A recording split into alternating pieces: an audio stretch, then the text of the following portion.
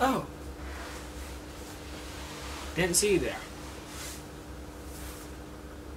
So I guess you're here for the loadout video. Why are we waiting? Let's go.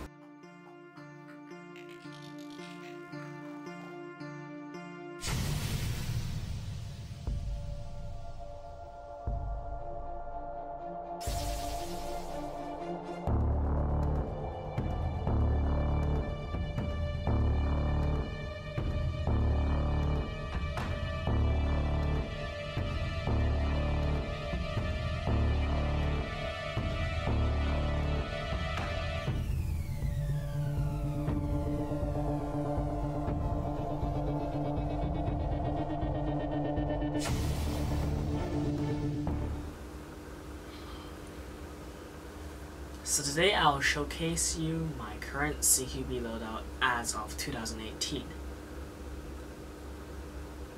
Let's start with the really essential part first, shall we? First off, eye protection, most essential part of your kit.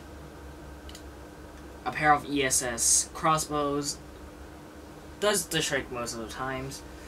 I like these. These are light, doesn't really fog up. Except the inserts, because I'm short-sighted, all that. Really not that big of an issue. So the only special thing with my pair of crossbows is that I had a YLGunner to make me a pair of these Kydex side guards, simply because of the fact that my head is just not big enough to work with the frame correctly, so there is a large gap in this region. Did you see? Yeah, that BBs could ricochet and hit me, so I prefer to have something to block it out. So that's why you see these tan Kydex pieces hanging off the side of the frame. And that's really just it with my eye protection. Remember, kids, get the right one. Don't go cheap on eye protection. I don't want you guys to get blind, alright? Now, no matter what kind of loadout I have, I usually wear a balaclava. This is multicam mesh made by War Chief, yeah. This serves two purposes mainly. One is to provide me with one layer of protection and a bit of camouflage. And the second one is actually a pretty practical one, and that is to soak up all the sweat so my helmet does not get really, really gross. Because it's always easier to wash this than to wash the liner in the helmet. So that is that. Pretty much for the baseline. Now that balaclava is most likely not enough for CQB, since you want to protect your face, your eyes and face this region as much as possible. So what I went with is mesh mask. Regular mesh mask is big, rather too big for me. So I just went ahead and modified it. This is my custom-made one. I just basically chopped off a lot of material on the nose part, and, well, not a lot, just a tiny bit. Enough to work with my pair of ESS, and quite a bit on the sides, so that I could, one, get a better cheek weld on my rifle, and two, use the hearing protection Z-Tac contact thing, whatever that is, which means that my ears can also get protected, because getting shot in the ears is really painful. Now, we flow really nicely into our helmet setup.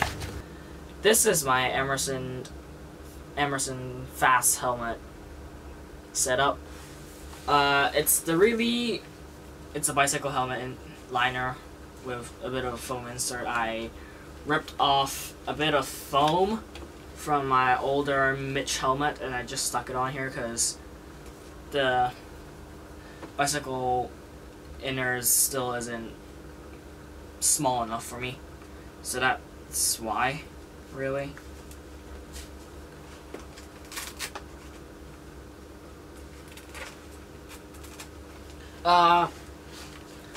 I did add some coyote brown Velcro under this helmet cover because sometimes I don't run this helmet cover and want it to look cool. That's that. I will put a picture on here somewhere on the screen. Yeah, I just covered it with a multicam helmet cover because I'm currently running a full multicam loadout to piss someone off. So, of course I gotta run the multicam cover or else it's just going to look really awkward. Now let's talk about the horn. This is my run cam. I didn't have this as a scope cam, but rather a POV cam, simply because it works well as one. And using a GoPro on this setup, no matter upside down or not, it creates a really big profile. I can either see it so big and I see it and obstructs my vision, or it just creates so big of a silhouette that it becomes an easy target. So what I did is I just basically grabbed my run cam that was supposed to be my scope cam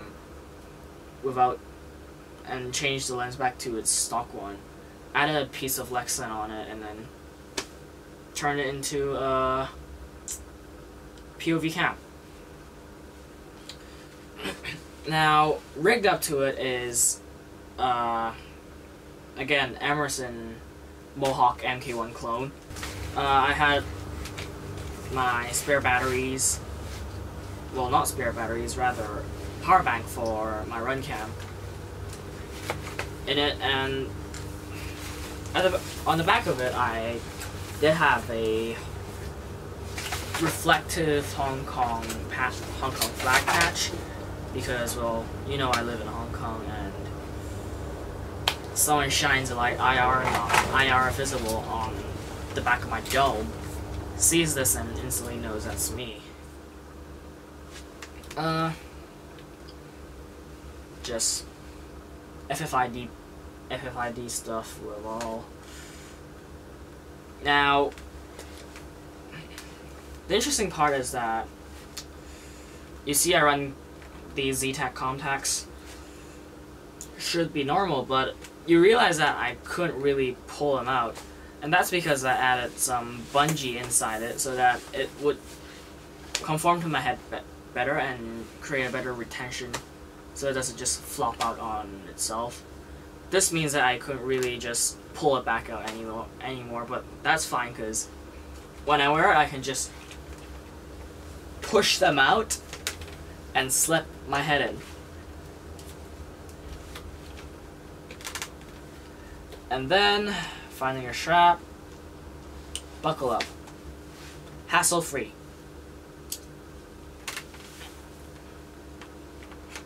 Now this is the part where most of you would be interested in. This is my plate carrier setup.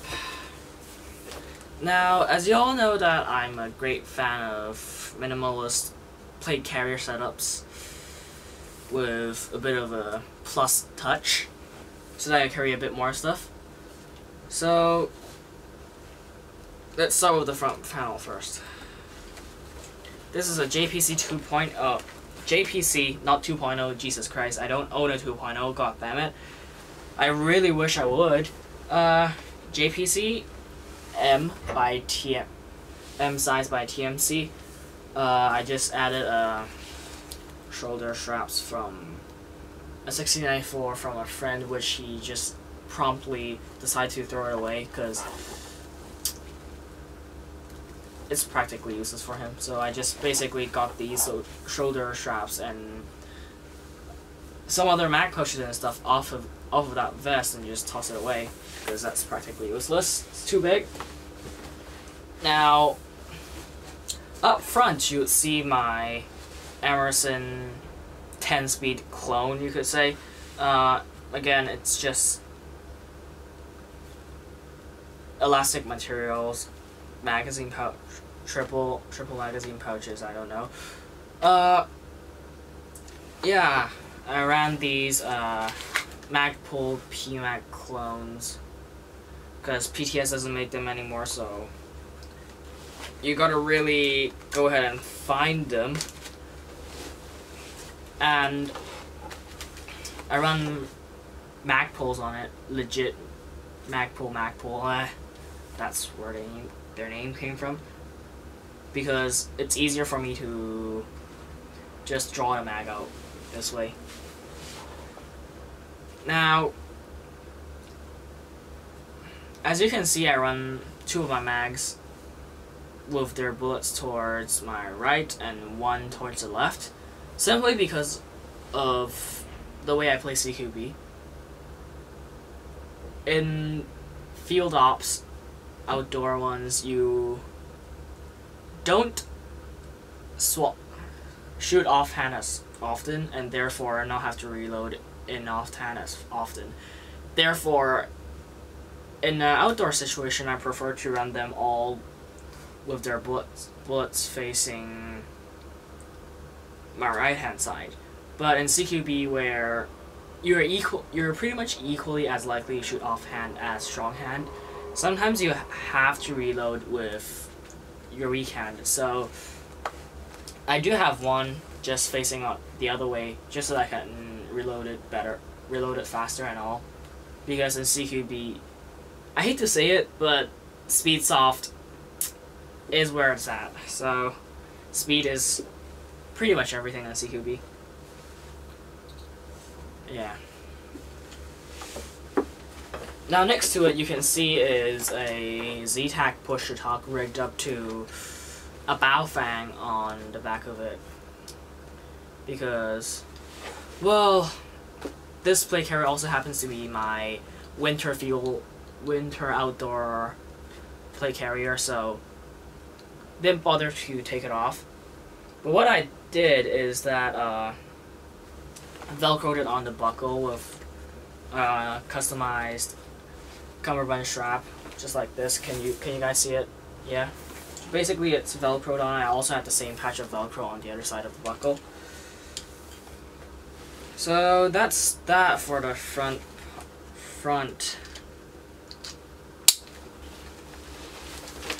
At the back, oh, that's bad.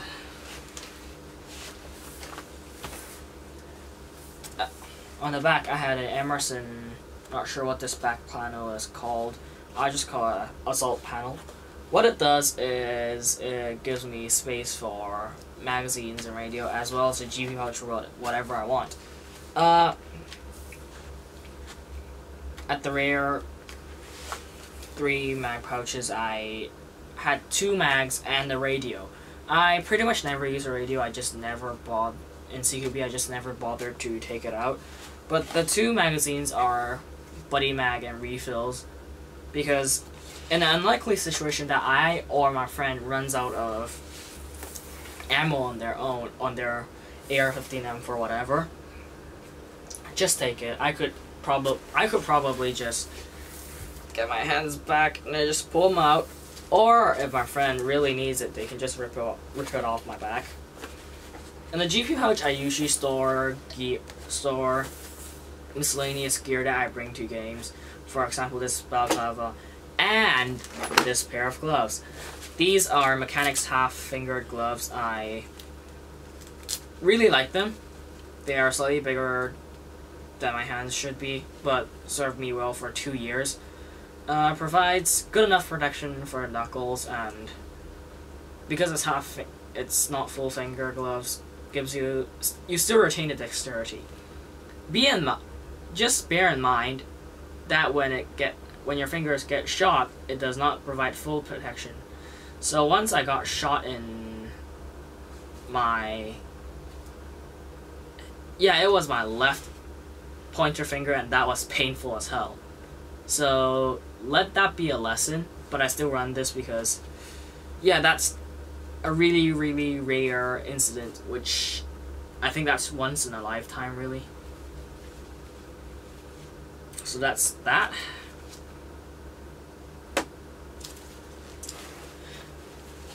Now, next to the assault panel is a samurai toy knife.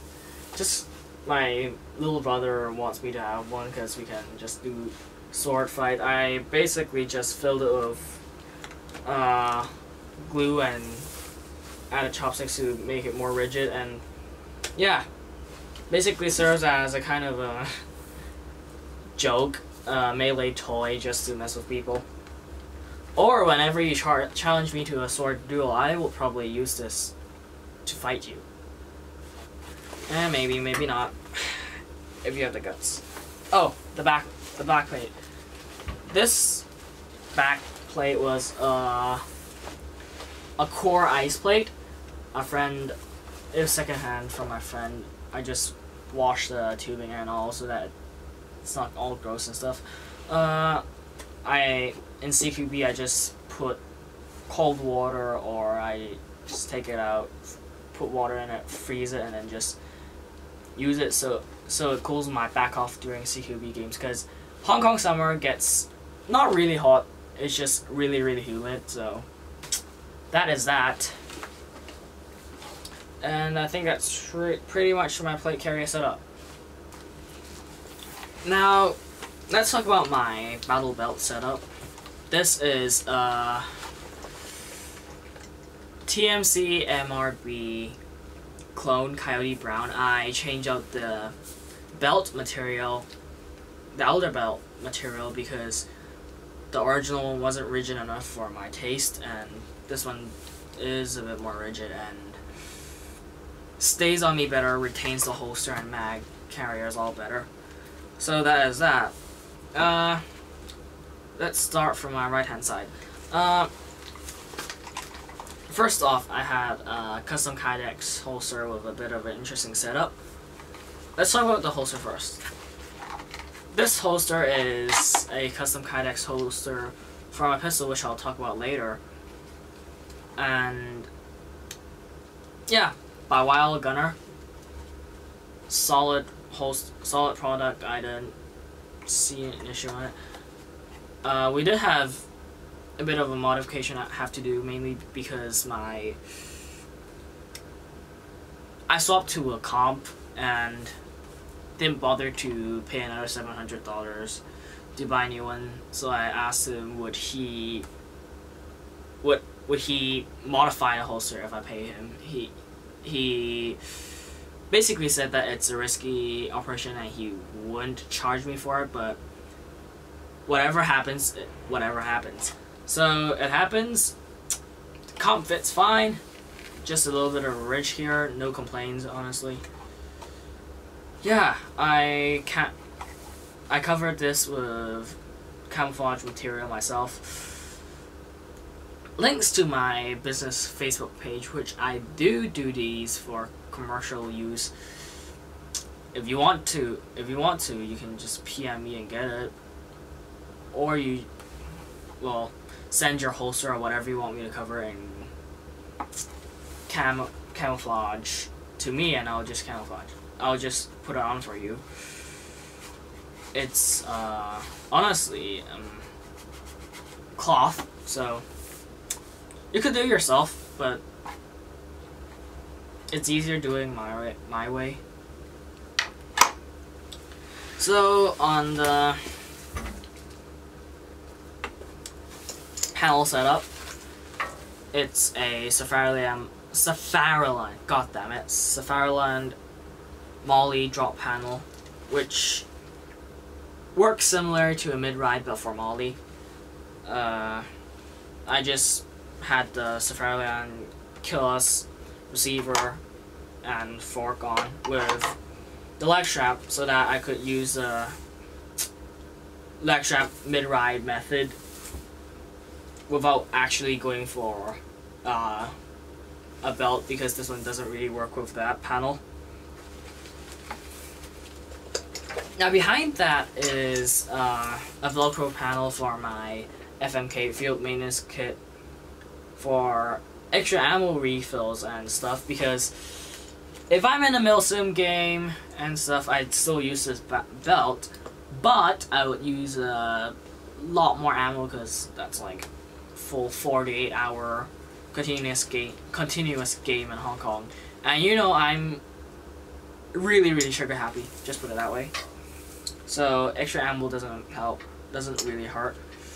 But in CQB situations, this actually becomes a bit too heavy and hinders my movement. So during CQB, I just completely not use it and just leave it blank.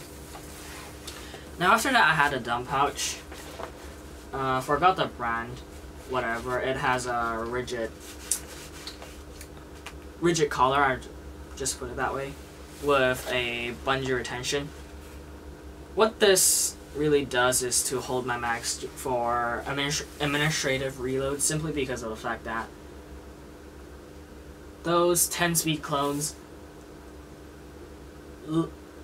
do not re-index well. You need 2 hands to re-index those magazines, and therefore it's much easier for me to just dump my half-used magazine inside the pouch. And the spent ones that I just toss it on the ground, I just pick them up and put it back in one side at a time. And next to that is my mag carriers. I had one pistol, it's a Emerson ITW Fast Mag clone, and one PMag rifle, bullet facing backwards beer can grip, made by YLGunner again covered in multicam because black on tan on coyote brown. It's just a big mess.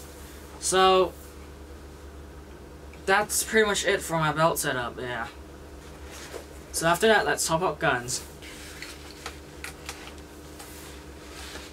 Now in my hands is my personal 10.5 CQB receiver, well, upper receiver on my personal AR-15 lower. Simply because I had another outdoor rifle, didn't bother to build a whole new rifle for a CQB, so I just used the lower and built a new upper for it. Now, I did a video on this, and then I changed something up. Now, instead of mounting the run count on the bottom, I had it on top, because I realized that in CQB distances, if I mount it on the bottom, what I'm seeing is not what run count I'm seeing. So I did that switch, but that means that my top rail space, which is already limited, gets even less. And I couldn't even use a pressure pad comfortably. So what I did is pretty ingenious. I'll just come over here and show you how it works.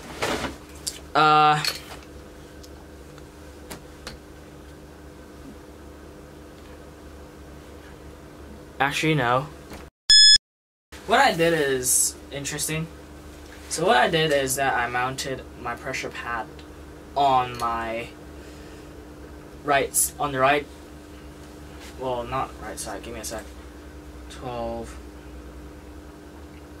3 o'clock position, not 3 o'clock, well, 45 degrees to my right side position, simply because of the fact that once I do the grip, I could just, my thumb just easily wraps around the top and comes down here, rests right on there, doesn't really apply pressure on there.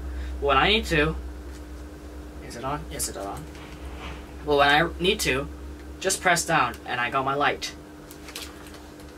When I'm transitioning, it's a bit awkward, but I could use I could still use my thumb, press it down on this rail, and then lights up. Now it's a bit awkward on the offside, but if I put it on the top rail, it's going to be awkward for both sides. So I really just do some mini-maxing and make it so that my strong hand side isn't really that hindered with the light, and slightly hindered but not that big of a problem on my weak hand. Now given that, how I hold my rifle, it's still one thing, but when I hold my rifle, I tend to just do the pointer grip with my thumb resting on my Rencan mount. Basically gives me a bit more comfort in terms of holding the rifle and stuff. yeah, that's that.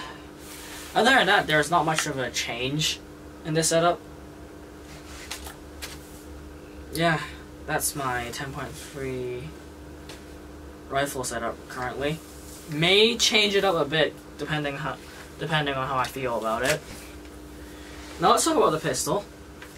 This started its life off as a Bell SAI RTF2 Glock clone. Did a lot of modification. I changed out the BBU, the nozzle, the rocket valve. It's a garter BBU and a nozzle for an ice pick. Upgraded barrel and hop up to the AW1 simply because that's the really cheapest one I can find, and it's still better than a stock Bell one. I also upgraded the recoil spring I had too because damn, the slide is heavier with the 5KU barrel and comp with the RMR mount by Airsoft Artisan. So this whole thing gets a lot heavier, so I need a really heavy recoil spring to carry it. And that means that this has a bit of a gas consumption problem, even with the upgraded sear and hammer spring and all that. So what I did is, on the magazines I had the, what are these called? The Ready Fighter Arredondo style magazine extension. What they do is they increase the volume of gas you can carry in your mag. So without these, I could only squeeze out about 30 rounds for one fill. That's pretty awkward. It's pretty much like a 1911 stock from Marie, which isn't the best because cooldown and stuff. So consistency isn't that great.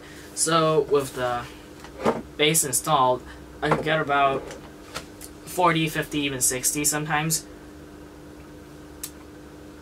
in one fill. That means that for the 25 shots I had, the actual BBs that I put in here, they will be a lot more consistent and stronger, more powerful than without the base. Now I didn't change out to a high flow valve simply because of the fact that I don't want my gas to deplete faster with the extension base, simply because, well, I bought the base so that I can get more shots off the magazine, not to have more gas so that it could shoot more powerful, generally speaking. Yeah, on the lower I had a Element APL. I forgot what was it, Gen 1 or Gen 2, but it's the screw-on mount. You can program it to either be momentary on, or let's wait for it, permanently on, and then just be this. I personally like it to be momentary on because I could use my thumb to just activate it and then blind people, like now.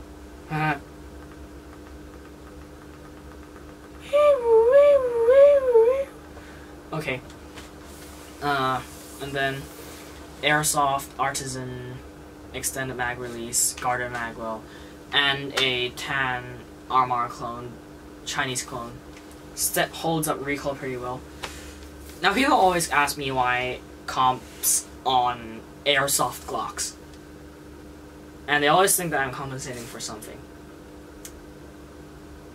Well, I made an Instagram post about it, and let's just say that they are right. Now in Airsoft, you can have all these Gucci gear, but if you don't wear the correct clothes, you could still be pretty doomed. So in this case, I wear a pair of, well, really, can't really blame you all, a set of Taobao clone of the Cry combat uniforms. I buy them solely for their knee pad slots because, well, their wicking's not the best and all, discolored, multicam. But with the knee pad function, I don't have to like strap stuff on my knees and I just confine my movement as I run and stuff. I only run knee pads because one, I'm broke, second, I don't go prone as often as y'all think, so when I go prone I probably have time to like just sweep off the gunk. So that's really about my BDUs. Give me a sec.